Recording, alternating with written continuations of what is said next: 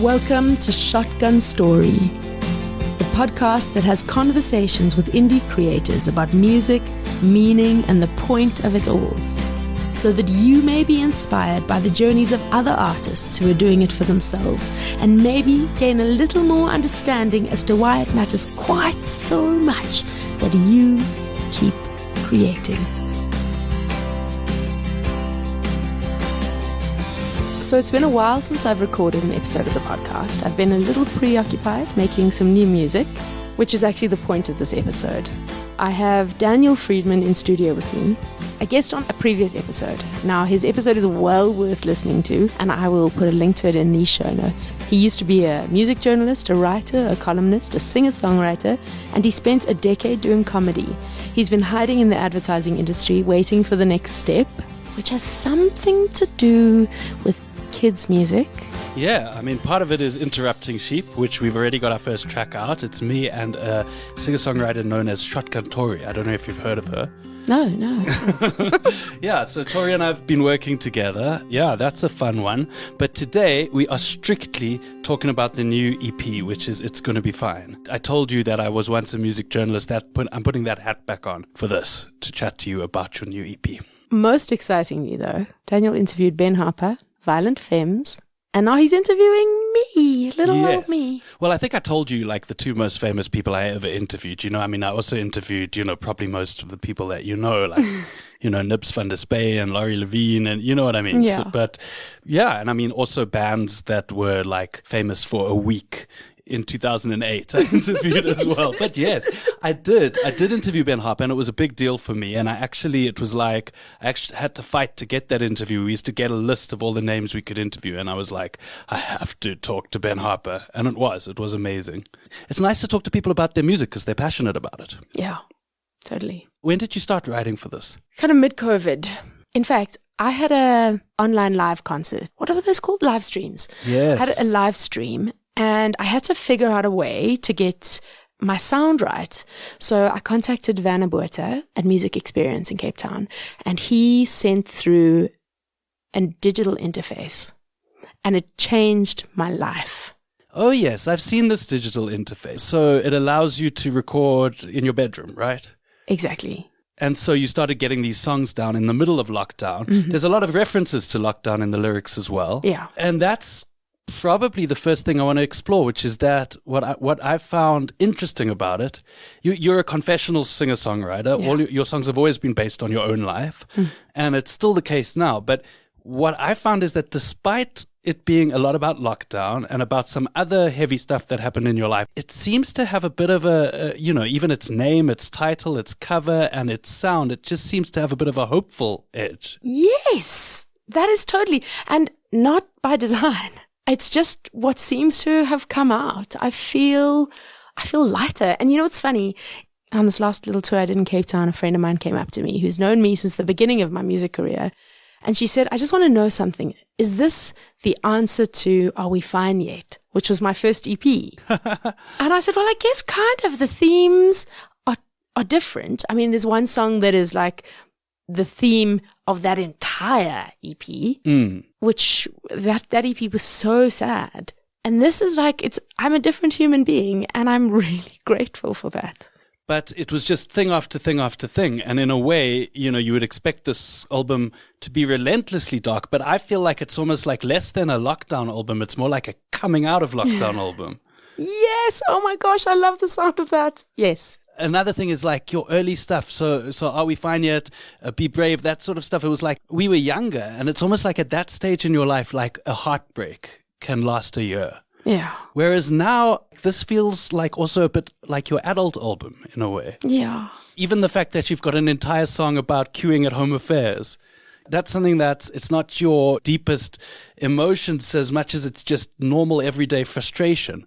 And that's what I get from this album. It's like an album to me, which is an EP, which is like you making sense of being an adult. Yes. It's so nice to hear it mirrored back, because that's exactly, there's something about getting older that gives you perspective. It's not the sense of like one heartbreak is going to last you the whole year. It's more like a sense of like, okay, this is over. Let's pick up the pieces. Let's move on. And that's a lot what I get from this EP as well. So I think what's interesting, let's just talk about that for a second, is, and it's that song Unfolded on the EP. I spent a lot of time processing internally without even realizing that's what I was doing. And I suppose that also has its own damaging effects outside of me.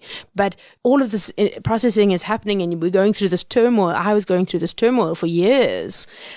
And so by the time it reached its end, it came out already processed for me. So it's almost like, the album, as always, your music is cathartic. Yeah. And it's almost like the process, it resolved itself within the EP, that you kind of can walk after it saying, it's going to be fine. Yeah. Obviously the title track is also It's Going to Be Fine. And that's also for me. So that's to me the tone that I almost get from the whole project, which is that it's the sense of like all the darkness is still there. You're still talking about lockdown. You're still talking about relationships. You're talking about heavy things. Yeah. But there's this sense of feeling like a sense of hope about it, a sense that everything is going to be okay. Yeah. That's exactly. I believe that everything's going to be okay. And in fact, I've started this little campaign about it, which has come about so naturally. I asked a friend to send me a video saying it's going to be fine to count down the 20 days before the release of the album. And all the friends I asked were musicians. And as I released them, I realized that's the truth. Artists have always led the way. So I always use Arts on Main as an example for it, is that artists go into areas that others would fear to tread. And they make them something beautiful. And then essentially they always get gentrified, which is not ideal. And then the artist can no longer afford to live there. But it's the same thing. Emotional spaces is that the artists go places that it's hard. They look at things that are difficult to look at and they process them for people. And then everyone else gets them in this pretty little package of a song or a piece of art. And they're like, oh, that perfectly mirrors my experience. And it makes it easier to go through it too. And it almost paves the way for people to be able to, because I feel like if this album was released during lockdown, it would have been a very different album. There was this thing, Bo Burnham, he's a comedian, singer-songwriter. He did his thing during lockdown and it was so relentlessly dark. And at the time, people loved it just because that was the mood. But it almost feels like when I said it's a coming out of lockdown EP, I feel like it's kind of the sense of like how much more soul searching and depression and all of that stuff can we have? Now it's time to walk out into the light. That's what I got from it. Totally. Sonically, it's got like moodiness. It's got textures to it, which you've never done before. The acoustic guitar is there, but it's kind of like, it's not, it's not always front and central in the mix. And you've got all these different sounds. The main one's lap steel. Then you've got a double bass and then you've got a lot of trumpet in there. Yeah. Have you ever had any of that sort of stuff in your past projects? We had trumpet in Be Brave, but on like one track. One track, yeah. I've had bass and never the lap slide actually. Yeah, it was different. It was like, what was interesting about it is using the interface. When I wrote the songs, I went into my bedroom and I recorded the guitar and the vocals, and then I played. And I started kind of writing bass lines and getting a sense of the production of a complete piece of music. Yeah. And so taking those things into studio and then saying, what do we need to kind of mimic what I made without mimicking it? I had some friends who were pretty attached to it who'd heard it, who said, you have to make it exactly like that. Yeah. And I would have loved to, but things never work that way. Yeah, I mean, I must say, I heard the early ones, the ones you did in your bedroom, and I was like, this is perfect. Just release it just like that. But then when I heard the resulting tracks after you spent time in the studio, I was glad you didn't listen to me because, it's often like you get so attached to one version of it that you don't see it as something else. But like what really makes it fun when you hear the produced version is what all those different collaborators bring. So I guess my question is now, if you're listening to this and you have no idea who's involved in this project, let's start with those three things because I know they weren't the only people involved, but who provided that amazing double bass?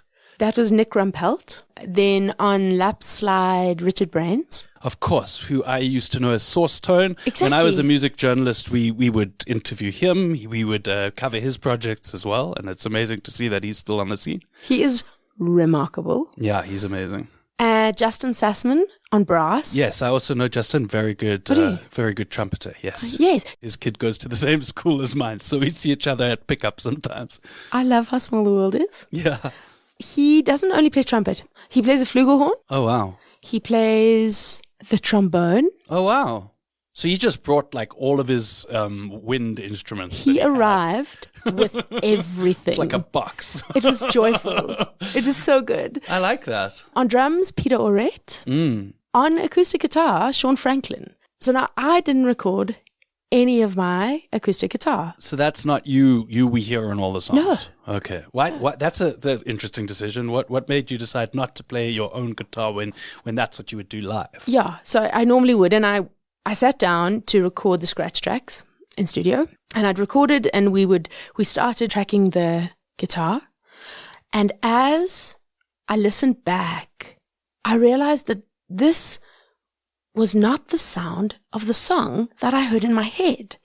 So suddenly, for the first time in my life, it was not about me as the singer-songwriter. It was about me as the songwriter, and this as the song.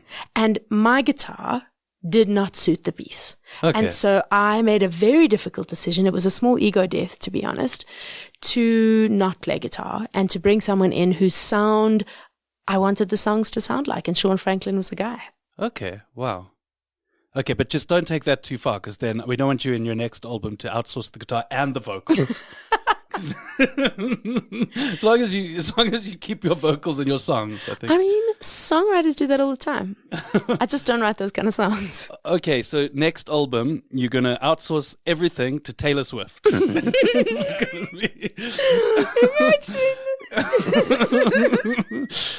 Okay, yes. So let's not lose track too much.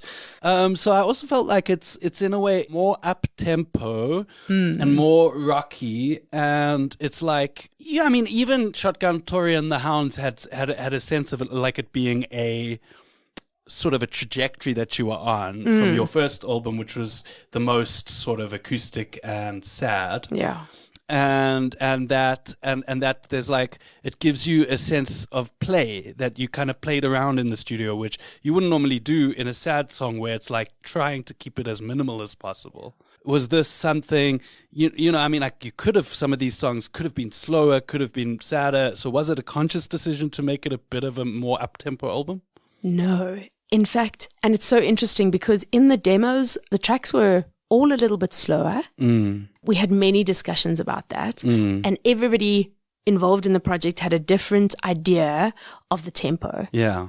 I guess what ended up happening was between Barry Burke and I, Barry co-produced the album and he mixed and he mastered and he engineered it. We laid down these scratch tracks in the tempo that they were. Yeah. And suddenly we were stuck with it. So it just happened quite organically.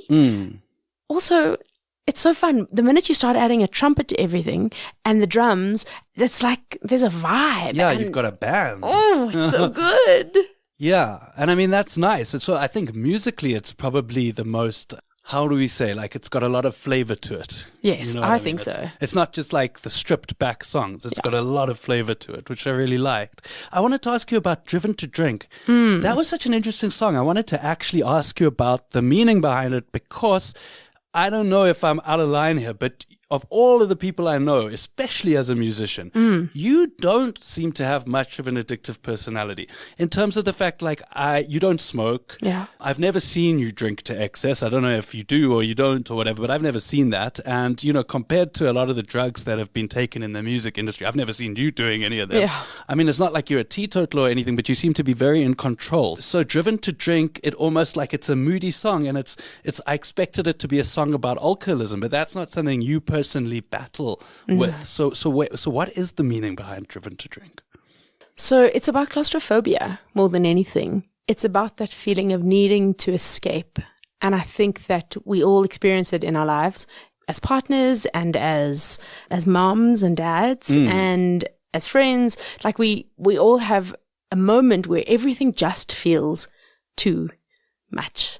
I know a lot of people who are driven to drink, but yeah, it was more about what was leading, the being driven, rather than the drinking itself. What I almost got from it is like, I don't know if this is even true at all. That's why I'm asking you about it. But I almost got this thing of like, sometimes you get so frustrated. It was almost like I got that you were kind of saying like, I wish I was driven to drink because then I would have some kind of solution to this feeling. A means of escape. Yeah. Yeah, I mean, it was a day of claustrophobia where I wrote that song. And that first line, drawing a line, close the door with a sign that says, do not disturb, not for anything. And it's about boundaries. And in the end, I had to go and sit on the floor of the garage to write the song to get some space. Because you're a mom as well. 100%, yeah. And you know, so I struggle with that a lot as a father. It's like, I really love my downtime. And before I had kids, I would like easily spend a day in bed. And it's just that feeling like you can't do that. No, not anymore. And you just have to go straight through it. If you're feeling like you can't cope, you almost have to just go straight through it. And you can understand why people do drink. Yeah, agreed. So let's talk about Barry. So Barry has, I don't know, correct me if I'm wrong. Has he been every single one of your projects or almost all your projects? The last one, the Shotgun Tori and the Hounds album, and this one now. Oh, okay. Yeah. Where does he come from? Barry Burke. I met him through Laurie Levine, actually. We had before Josie Field moved to the UK, we had a dinner. It was Josie and Laurie and Steve East and Jolene East and me and Oriel from Cortina Whiplash. It was a really nice group of people. And Barry was there. We was chatting about this Hounds album that we wanted to make. And he was like, well, come into studio. Let's record one track and let's see how it sounds. And it was great. And we went for him. And yeah, we made an album. Oh, in fact, you know what also I made with him is my small Christmas EP. I don't know if you ever heard that. Yeah. We made a really stripped down acoustic folk EP of Christmas songs. Yeah. Who did your albums before then? Was it just like a mix of people? JP De Stefani engineered and J Bones produced Be Brave. Oh, I actually remembered that J Bones had some involvement. Yeah, gosh, I loved working with him as well. And before that, Are We Fine Yet was Ludwig Bauer from One Big Room Studios in Pretoria. Okay. Yeah. Do these different people have different processes? I always wonder about that. As a producer, do you have the power to shift? You know, like, because there is a shift between what I heard you do in your bedroom and what I heard the eventual sound turn out. Is that something Barry pushed you towards, or is it just an organic thing that happens when everyone's in the studio? I think it's a little bit of both. Barry definitely had an idea of what we were making, and I had my ideas, and together we had to find a happy medium between what we were looking for. We did find a sort of soundscape that we were looking for ahead of time. So we sort of were on the same page. Yeah. And then it was a little back and forth. And at the end, you know, making final decisions about, so in Wrong Q, I go high in the choruses in a quiet, sort of dramatic way. And when we were in studio recording them, Barry had thought maybe what we should do is, he used to be a film director. So he thinks from the point of view of the protagonist. So he had thought that in each chorus, we should go up per chorus. So start low and then add voices and go up and up to its high. So each chorus builds more. Yes, exactly. And we tried that, and in listening to it, it wasn't the feeling that I was looking for. So we went back to my original idea to start it high, but we did build in energy towards the end.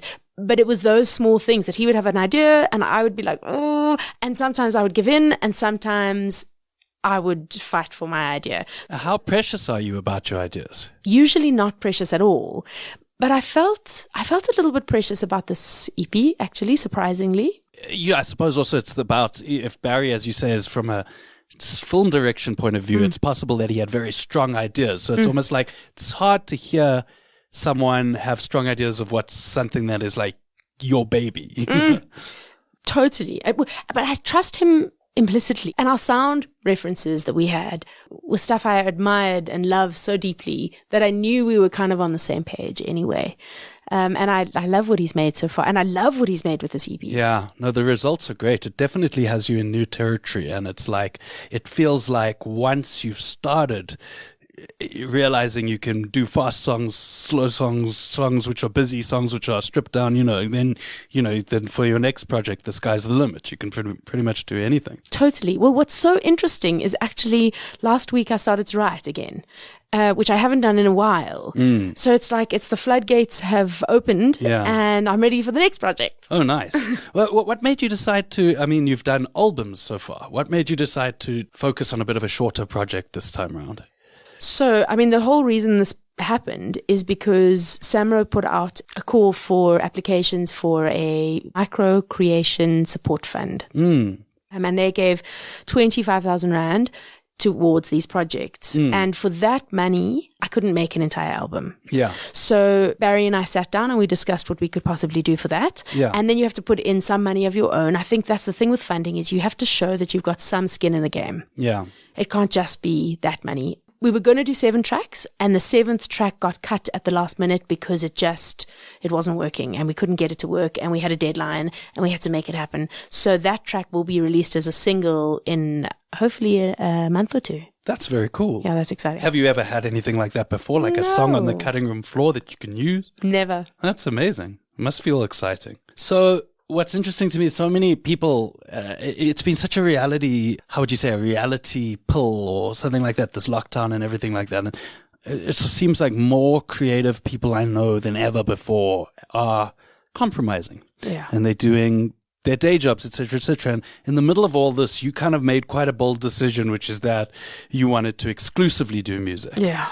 There was this sense of like, this is a time where everyone needs to buckle down. What made you decide to leap like that into music at a time where most people were doing the opposite? I realized that we were all struggling and that there were no guarantees and that so many people I knew who had regular day jobs lost them and were retrenched. And if you're already compromising and it's still not working out for you, you get this one life. Change, It reminds me a lot of what Jim Carrey once said. Jim Carrey said that his dad, he was like a talented musician and comedian, but he stopped doing both and became an accountant, and then he failed at that. And so, so what Jim Carrey said is that he realized that you could fail at something you don't love, so you might as well do something that you do love. Yes, it's not like you're not guaranteed success just because you compromise and do something you don't want to do. So you might as well do what you want to do. It's so devastating. And actually, which leads me to the next thing, is there have been a dramatic and terrible number of suicides. And I think about that and I think that why be unhappy? And I feel like, your music might fulfill that a lot for you because of how personal the lyrics are. Do you feel like it's a form of therapy for you? Oh, definitely. I've learned not to be as confessional. I think I've learned for it not to be all my stories, but it's definitely a way that I process. So I do morning pages. I don't know if you've heard of morning pages. It's something about the artist's way where you have to wake up and write. Yes, exactly. In a journal. Exactly. Yeah. 3 long form pages. And that has been incredibly cathartic for me, and it always leads to songs. Yeah. So I start in that place with general daily frustrations or things on my mind. And in just the writing, I find what I actually feel about things. And it's like the adult in me is having a conversation with the child in me. And by the end of the conversation, we've reached an understanding about the meaning of whatever it is I'm experiencing. And those meanings often go into the songs. Then I'm like, okay, I've done the processing. Now we can write about it. And how do we write about it in a way that is not lectury? Yeah. And it seems like you've maybe spent quite a while getting to that, because it's when you're young and you're writing songs, it's sort of automatic in a way. It's like you don't have a process. It's sort of almost like vomits onto the page. Yes, exactly. Sense. Bob Dylan once said something about that. He said he felt like when his later music, he had to learn to do consciously what he had been doing unconsciously. Interesting. And that's, to do with the artist's way, that process of waking up every morning, forcing yourself to write 3 pages. I think that might do it. Yeah. It certainly seems to have led to an album which is more, it's like some of your earlier stuff. It's like every line you could pinpoint it as being a direct thing that happened in your life. Whereas now it's a little bit more cryptic, a little bit like more universal. Do you like that about it? Is that the direction you want to go? Definitely. Amanda Palmer talks about a blender setting that you can choose to put on the songs that you write, where they can either be blender setting 1, which is like everybody can tell what the song is about, or blender setting 5 or 6, which is nobody could tell at all what it's about. And I find, so in It's Gonna Be Fine, that was originally written from a very angry, devastated place. And the line, it's going to be fine. In the end, the best happens. All the bad parts of you, all the worst parts of me will return to the ashes. It's all about, we're all going to die. And it's almost a sense all going to be fine. And there's almost a sense of bitterness about it. It's not like it's all going to be fine in the we'll all float up to heaven way. It's almost like whatever, fine. It's all going to be fine. Originally, I was really angry about something when I wrote that song. And then the part of me that has learned to not vomit my dirty laundry all over everyone else, that part of me said, I cannot sing the song live. I cannot record that song. It's too hurtful.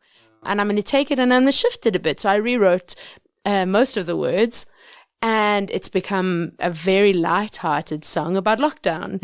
And it was not that. And now It's Gonna Be Fine is like kind of light until you reach that last chorus where you hear the words, it's gonna be fine. Yeah, I like, almost felt like I didn't really know when I listened to it. Yeah. How much is this a positive message? Or how much is it that sense of, resignation? It's like things are going to be fine, but it's because in the end we're all going to die and none of this will matter. Yeah, well, I think it's a little of both, to be honest. Yeah, because that's not necessarily a positive message. It's more just... I don't know. It's had me guessing. It's like, in a way, I feel like you're saying, yes, everything's going to be fine. But in another way, you're saying, nothing's ever going to get better, but maybe that's fine. No. It's going to be fine. And maybe it's going to be fine. And if it's not fine, then it's all going to be fine in the end. And if it's not fine, it's not the end. But essentially, I do believe in some kind of heavenly afterlife. Yeah. So once we die, one hopes that it is going to be fine. I do too. I don't believe in heaven, but I do believe in that when you die, you're still alive in some way, and that you kind of experience cosmic consciousness. That's what I think happens. Yes. And that you can no longer feel pain. I do believe that. That sounds really nice. Yeah, exactly. So it's kind of like sleep, but better. No, so now Tori's kids are here, and they are tapping on the window, and they are both very, very cute. And they are saying, hi, Mom. I'm wondering, housekeeping stuff. I feel like we've spoken about all the important emotional stuff behind the album. Yeah. But what's the practical stuff? So how does it release? Where do you get it? Are you going on the road and touring for it specifically? Okay, those are important questions. So it is released August 26th, Friday, August 26th, which by the time you listen to this episode, it will be that day or after. You can get it on all the streaming platforms. It will be on Bandcamp as well. You can find all my stuff on shotguntori.com, or all my social media stuff is at Shotgun Tori. So you'll definitely find it there. Tori, of course, T-O-R-I. Thank you very much. That is pertinent information. Touring it, I don't have a sense of that yet. The flights at the moment are so exorbitant, and fuel prices are so exorbitant that it feels a little bit prohibitive to tour, especially because this EP, if I want to tour it properly, I would do it with an upright bass and a I lap was going to slide. ask you to what extent. So you would want to recreate the sounds on the album if you can. Almost, yeah. Roughly, I do. So, but it's all dependent on money. It costs more to have more people on stage. Yes. And the current state of the South African music industry is a little bit dire. It is prohibitive. Say you've got a gig, you're a working musician, say you've got a gig in Cape Town at some point. Then how much pressure are you putting on yourself to introduce these new songs? So I'm playing the new songs anyway. Oh, so your set right now has got them all in. It's got the songs in. Okay. Yeah.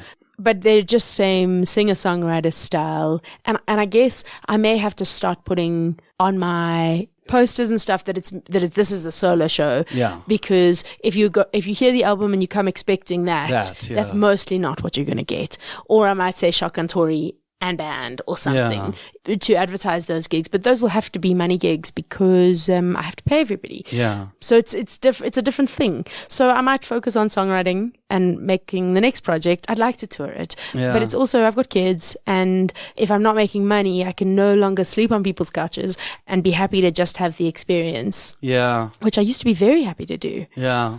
I mean, yeah, that is the thing about having kids. It really makes everything real. It makes you, and I almost get that from this project as well. Is it's like I said, it's your adult project. There's a sense of like, not necessarily it's going to be fine from the perspective of it's going to be easy. It's just, a sense of like, it has to be fine one way or another. It has to all work out. Totally. Well, I suppose that's the thing, is it's realistic. Yeah. It has to be fine. What other option do you have? You don't have another option. What has SAMRO said about it? Have they heard it? What do they do? How many other people won this grant with you? So they had 100 to give out. So I was one of 100. They haven't heard it yet. I will be submitting my reports and everything next week. I hope they love it. I hope they are proud of what the money's gone towards. Well, if there's 100, then I'm sure there's at least like 20 people who just took the money and went to Mauritius. No, don't say that. Don't say that. People don't do that. Just by virtue of you having a product, I'm sure you're fine. Box ticked.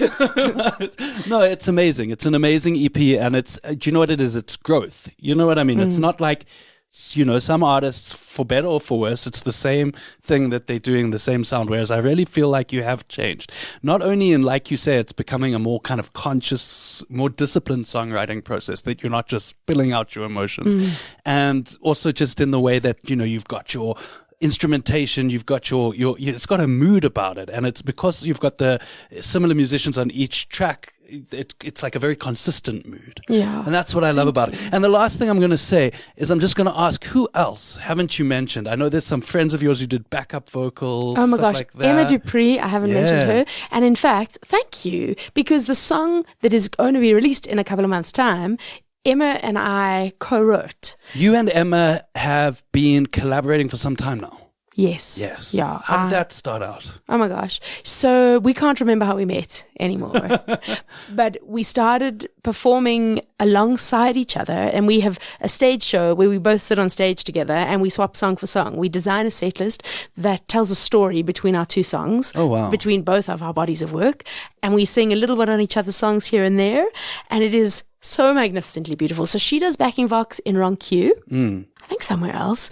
The track that we'll release is called So Much Money. That's in a couple of months' time. And I cannot wait, because it's basically one of the most exciting songs. It's so fun. And I'm so sad it's not on this EP. Yeah, I know. You were saying that you were a perfectionist about it. You were like, this has to be perfect, and we're not going to release this until it sounds the way I want it to sound. Yeah, that's exactly. Which is, I respect that a lot about you in terms of all of your work, because I'm the opposite. I've always just been like, if I can get it out on my tape recorder, pressing. You remember when you had tape recorders, you pressed record and play at the same time? Yes, I would do that. But it seems crafted, it's almost made me understand the value of studios, etc., which is because I heard your versions that you made in your bedroom, and they were brilliant, but it has taken it to a whole new level, the time you spent polishing them. Thank you. Yeah. That's so nice to hear. You don't even have to go to a shop and buy things anymore. You just have to go online and listen to the thing. So that's right. So listeners, listen to the thing.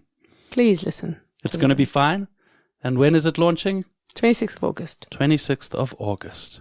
What happens if you go on before then? This won't come out before then. You won't have a chance. Oh, yes, actually. It's like a pre-save link. Yeah, and then you see the tracks and it's great, and then you have to wait until midnight, and then you can play the tracks. Yes. And in fact, what will have happened by the time you listen to this episode is a pre-launch listening party the night before the album comes out for a group of close friends, which you are definitely coming to. Yes, I will see you there. Yes. But this is exciting times. Thank you. It is exciting. And congrats. I almost feel like EPs are also becoming more common, more popular as well, because, it used to be the pressure to make an album used to be a lot about vinyl and CDs and all these things we don't have anymore. No, totally. But you've created something which I think does work from beginning to end. You know what I mean? It's better to listen to the whole thing. It's not just like a bunch of isolated tracks, if that makes sense. Definitely. It's a body of work. It's got a feeling to it. And that feeling is that it's going to be fine. It's going to be fine. It being you, it's not like an uncomplicated thing of it's going to be fine. But yeah, it is going to be fine. There is a depth of emotion here. Yeah, fact, that's what I meant. Somebody asked me words that I'd used to describe it. I used the word lighthearted. And my friends were like, what? This is not a lighthearted album. And then somebody else was like, this is deep and meaningful. And I was like, wait, but guys, it's so light. They're like, it's optimistic. Yeah, I think so too. Because what I get from it is it's not lighthearted in the sense that you're talking about flowers and puppies and the grass and the rainbows or whatever, but it's lighthearted in a sense that you're dealing with the same complicated issues you always deal with, but it's almost like got a sense of hope coming out of it, you know? Yeah. Well, I hope everybody listens to it and walks away with that same sense of hope. Yeah. I mean, what I get from it is that life is messy. We can't help that. But at some point, everything's going to be okay. Yeah, it's going to be fine. If you are an independent artist whose passion for what you do can inspire or fuel others, get in touch. I'd love to chat. You can find me on shotguntori.com. You've been listening to another production from Solid Gold Podcasts. Drawing a line, close the door with a sign that says do not disturb, not for anything. Just pretend I'm not here, that I've gone out for a beer, or to paddle up the river to catch salmon. Leave me be, I just need a moment to think.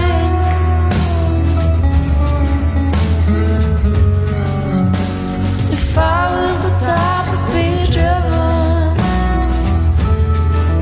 I'd be driven to drink.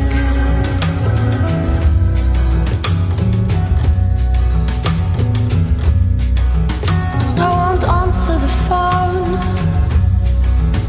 I wanna be on my own, but I'll send a live location so you don't worry.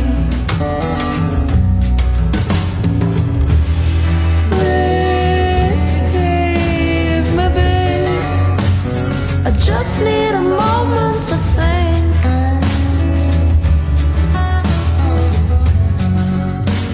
If I was the type I'd be driven, I'd be driven to drink.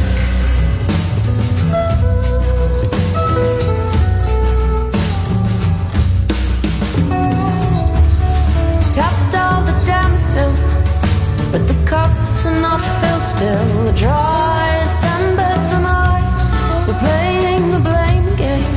Despite the layers of guilt, I tore through to get to this high.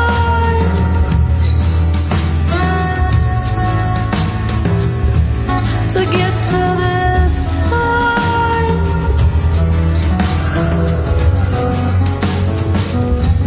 Leave me be.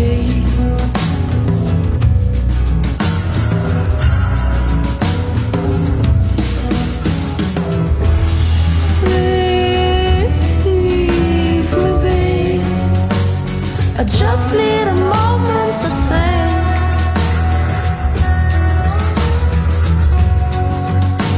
If I was the type I'd be